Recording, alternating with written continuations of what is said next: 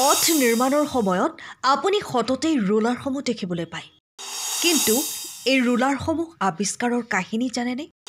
প্ৰথমে বাৰু কোনে আৰু ক'ত এই ৰুলাৰসমূহ ব্যৱহাৰ কৰিছিল? ৰুলাৰ আৱিষ্কাৰৰ আগত মানুহে কি ব্যৱহাৰ কৰিছিল? ভাৰতত পথ নিৰ্মাণ আৰু বিল্ডিং নিৰ্মাণৰ কাম অতি দ্ৰুতগতিত চলি আছে। ইফালে বিহাৰৰ পাটনা আৰু ৰাজস্থানৰ ডুংগৰপুৰত খননৰ সময়ত ব্ৰিটিছ যুগৰ 100 বছৰীয়া ৰোড ৰুলাৰ এটা আঁতৰোৱাৰ পিছত তাত থকা সংগ্ৰহালয়ত নিৰাপদে ৰখা হয়। একেদৰে ঝাৰখণ্ডৰ ছাই ৰুলাৰ আৰু মুম্বাইৰ ৰেল মিউজিয়ামত পুৰণি ৰুলাৰ দেখা যায়। এতিয়া প্ৰশ্ন উত্থাপন হয় যে এই ৰুলাৰবোৰৰ ইতিহাস কি? কেতিয়া কেনেকৈ ভাৰতলৈ অনা হ'ল? এই সকলোবোৰৰ প্ৰশ্নৰ উত্তৰ বিতংভাৱে বুজিবলৈ চেষ্টা কৰোঁ আহক। এই ভিডিঅ'টো অতি আমোদজনক হ'বলৈ গৈ আছে। ভিডিঅ'টো ভাল লাগিলে আমাৰ চেনেলটো ছাবস্ক্ৰাইব কৰি দিব। ৰোড ৰুলাৰৰ ইতিহাস অতি পুৰণি, প্ৰায় 1800 চনৰ পৰাই। প্ৰাচীন কালত মানুহে ভৰি বা খুৰাৰ ক্লেপেৰে ঘৰ আৰু মথাউৰিৰ ভেটি মজবুত কৰিছিল। 19বিংশ শতিকাৰ আৰম্ভণিতে পৰিবহণ পকীপথত সীমাবদ্ধ আছিল আৰু ইয়াৰ সংকোচন মূলতঃ ঘোঁৰাগাড়ী, ম'হৰ গাড়ী বা জীৱ-জন্তু আৰু মানুহৰ দৰে বাহনৰ অৱৰত গতিৰ বাবে হৈছিল। মাটি থিতাপি ল'বলৈও পানী ছটিয়াই দিয়া হৈছিল, যাৰ ফলত পথটো মজবুত হৈ পৰিছিল। লাহে লাহে এই প্ৰযুক্তিৰ প্ৰয়োজনীয়তা বাঢ়ি অহাৰ লগে লগে হেণ্ড হামাৰ, যাক আজি আমি ধুমুচ বুলি কওঁ, ব্যৱহাৰ আৰম্ভ হ'ল। ইয়াক এটা জাকে পথৰ মাটি বহাবলৈ ব্যৱহাৰ কৰিছিল। আজিও ভাৰতৰ সৰু সৰু গাঁওবোৰত ঘৰৰ মজিয়া বা পথৰ মাটি বহাবলৈ ধুমুচ ব্যৱহাৰ কৰা হয়। সেই সময়ত ধুমুচ পথ নিৰ্মাণৰ কামত এক গুৰুত্বপূৰ্ণ আহিলা হৈ পৰিছিল আৰু দীৰ্ঘদিন ধৰি ইয়াৰ ব্যৱহাৰ চলি আছিল। ইয়াৰ পিছত 1800 চনৰ শেষৰ ফালে ঘোঁৰাৰ ৰুলাৰৰ অস্তিত্ব আহিল। ইয়াত এটা ডাঙৰ কাঠৰ ৰুলাৰ আছিল, যিটো ব্যৱহাৰ কৰি ঘোঁৰাৰ সহায়ত মাটি হেঁচা মাৰি ধৰা হৈছিল। সেই ঘোঁৰাৰ ৰুলাৰে মানুহৰ প্ৰচেষ্টা যথেষ্ট হ্ৰাস কৰিছিল। মাটিখিনি সমানে হেঁচা মাৰি ধৰিবলৈ ধুমুচৰ গোট এটাৰ পিছফালে ঠেলি দিয়া হৈছিল। প্ৰথম অৱস্থাত ইয়াৰ ৰুলাৰবোৰ কাঠৰ আছিল যদিও পিছলৈ শিলৰ পৰা তৈয়াৰ কৰা হৈছিল, যিটো অধিক ফলপ্ৰসূ বুলি প্ৰমাণিত হৈছিল। 1712 চনত ভাপ ইঞ্জিন উদ্ভাৱন কৰা হয় আৰু 1764 চনত GM স্বাটে ইয়াৰ কিছু উন্নতি সাধন কৰিলে। তেওঁ পূৰ্বতকৈ অধিক শক্তিশালী ইঞ্জিন নিৰ্মাণ কৰিছিল। 1700 চনত অধিক শক্তিশালী ভাপ ইঞ্জিনৰ সৃষ্টি কৰা হয়। এই আৱিষ্কাৰে মানুহৰ জীৱন সহজ কৰি তুলিছিল।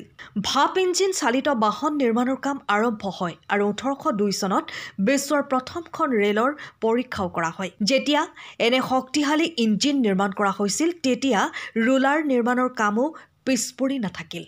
1859 চনত ফ্ৰান্সৰ লুই লেমইনে ভাপ ৰুলাৰৰ মৌলিক ডিজাইনৰ পেটেণ্ট লাভ কৰে, যিটো 1861 চনত প্ৰদৰ্শন কৰা হয়। এই ৰুলাৰটো আছিল মূলতঃ এটা প্ৰটোটাইপ মডেল। 1863 চনত উইলিয়াম ক্লাৰ্ক আৰু WF বেটমেনে ব্ৰিটেইনত দ্বিতীয় সংস্কৰণ প্ৰস্তুত কৰিছিল, যাৰ ওজন আছিল 30 টন। কিন্তু ই ব্ৰিটিছ কৰ্তৃপক্ষক আপ্লুত কৰা নাছিল আৰু ভাৰতৰ কলকাতালৈ পঠিওৱা হৈছিল, য'ত ইয়াক দীৰ্ঘদিন ধৰি ব্যৱহাৰ কৰা হৈছিল। সেই সময়ত ভাল ভাপ ৰুলাৰ নিৰ্মাণৰ কামত কেইবাটাও কোম্পানী নিয়োজিত আছিল যদিও 1862 চনত থমাছ এভেলিং আৰু থমাছ পোল্টাৰে এভেলিং এণ্ড পোল্টাৰ কোম্পানী প্ৰতিষ্ঠা কৰে, যিটো এই ক্ষেত্ৰত অগ্ৰণী প্ৰতিষ্ঠান হৈ পৰে। 1865 চনত কোম্পানীটোৱে প্ৰথমটো ভাপ ইঞ্জিন নিৰ্মাণ কৰে, যিটো ব্ৰিটেইনত অতি জনপ্ৰিয় হৈ পৰে।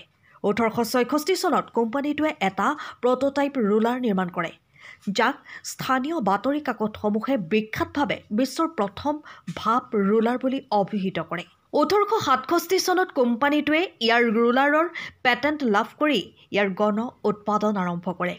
ৰচেষ্টাৰৰ মিলিটাৰী ৰোড আৰু লণ্ডনৰ হাইড পাৰ্কত ইয়াৰ পৰীক্ষা কৰা হৈছিল আৰু ই সফল হৈছিল।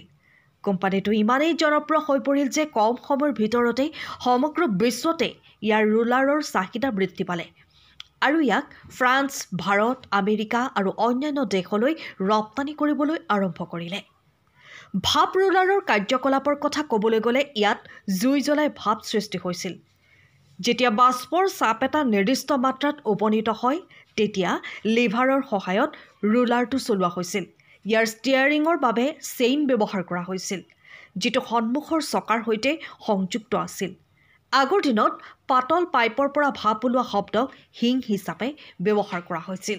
ঊনবিংশ শতিকাৰ শেষৰ ফালে পথ নিৰ্মাণত ডালিৰ ব্যৱহাৰ আৰম্ভ হয়, যাৰ ফলত ভাপ ৰুলাৰৰ চাহিদা বৃদ্ধি পায়। 1914 চনত ইংলেণ্ডৰ মাৰ্চেল ছন্স এণ্ড কোম্পানীয়ে এটা ভাপ ৰুলাৰ নিৰ্মাণ কৰিছিল, যিটো পথ নিৰ্মাণৰ বাবে মুম্বাইলৈ অনা হৈছিল। আজিও ইয়াক মুম্বাই ৰেলৱে সংগ্ৰহালয়ত ৰখা হৈছে। এই সময়ছোৱাত জন ফাউলাৰ এণ্ড কোম্পানীয়ে এটা ভাপ ৰুলাৰো নিৰ্মাণ কৰিছিল, যিটো পথ নিৰ্মাণৰ বাবে পাটনালৈ অনা হৈছিল। পাটনাৰ পুৰণি কালেক্টৰ অফিচত বেষ্টমেণ্ট নিৰ্মাণৰ বাবে খননৰ সময়ত এই 100 বছৰীয়া ষ্টিম ৰুলাৰ পোৱা গৈছিল। বিশেষজ্ঞসকলৰ মতে ইয়াক ব্ৰিটেইনৰ পৰা সাগৰীয় পথেৰে ভাৰতলৈ অনা হৈছিল আৰু নালন্দা বিশ্ববিদ্যালয়ৰ পথ নিৰ্মাণত ব্যৱহাৰ কৰা হৈছিল। বিংশ শতিকাৰ প্ৰথম বছৰবোৰত ভাপ ইঞ্জিনৰ ঠাইত ডিজেল ইঞ্জিন ব্যৱহাৰ কৰা হয়। জাৰ্মানীৰ হাম কোম্পানীয়ে 1911 চনত প্ৰথম ডিজেল চালিত ৰোড ৰুলাৰ প্ৰৱৰ্তন কৰে, কিন্তু সেই সময়ত ষ্ট্ৰীম ৰুলাৰ বেছিকৈ ব্যৱহাৰ কৰা হৈছিল, সেয়েহে ডিজেল ৰুলাৰৰ প্ৰচলন কৰা হৈছিল। ভিডিঅ'টো ভাল লাগিলে লাইক, কমেণ্ট, শ্বেয়াৰ কৰি চেনেলটো ছাবস্ক্ৰাইব কৰি দিব। আপুনি এটি আধুনিক, মজবুত আৰু সুন্দৰ ঘৰ নিৰ্মাণৰ পৰিকল্পনা কৰিছে নেকি? আপুনি মিস্ত্ৰীৰ কামত অসন্তুষ্ট নেকি? কাম নিৰীক্ষণ কৰি থাকিবলৈ আপোনাৰ সময়ৰ অভাৱ নেকি? কোনো চিন্তা নোহোৱাকৈ নিৰাপদ আৰু উন্নত মানদণ্ডৰ ঘৰ এটি সাজি দিয়া বিশ্বাসযোগ্য কোম্পানী বিচাৰিছে নেকি? সৃজন কনষ্ট্ৰাকশ্যন হ'ব আপোনাৰ বাবে উত্তম নিৰ্বাচন। আপোনাৰ সপোনৰ ঘৰটো সাজি উলিওৱা আমাৰ দায়িত্ব। আপোনাৰ সপোনৰ আধুনিক, মজবুত, সৌন্দৰ্যপূৰ্ণ আৰু সকলো সা সুবিধাৰে পূৰ্ণ ঘৰ এটি সাজি উলিয়াবলৈ আমাৰ অভিজ্ঞ দল সাজু। আপোনাৰ সপোন বাস্তৱত পৰিণত কৰাই আপোনাৰ মনলৈ সন্তুষ্টি আনিবলৈ আমি দৃঢ় প্ৰতিজ্ঞ। আপোনাক গৃহপ্ৰৱেশ কৰিব পৰালৈকে সকলোবোৰ কাম সামৰি আপোনাক এটি সুন্দৰ ঘৰ সাজি দিয়াৰ দায়িত্ব আমাৰ। আপোনাৰ সপোনৰ ঘৰ নিৰ্মাণৰ প্ৰথম পৰ্যায়ৰ পৰা শেষৰ প্ৰলেপ পৰ্যন্ত সকলো কাম আমাৰ দ্বাৰা সুসম্পন্ন হ'ব। বৈজ্ঞানিক ভিত্তিত অত্যাধুনিক ডিজাইন আৰু বাস্তু অনুসৰি পৰিকল্পনাৰ পৰা মজবুত নিৰ্মাণ সামগ্ৰী আৰু নিৰ্মাণ কৌশললৈকে ইণ্টেৰিয়ৰ ডিজাইনৰ পৰা প্লাম্বিং আৰু বৈদ্যুতিক সা সুবিধালৈকে লাগিব মাথো আপোনাৰ বিশ্বাস আৰু সঁহাৰি। আজিয়ে আমাৰ সৈতে যোগাযোগ কৰক আৰু সপোনৰ ঘৰখন নিৰ্মাণৰ দায়িত্ব আমাক দি আপুনি নিশ্চিন্ত হওক।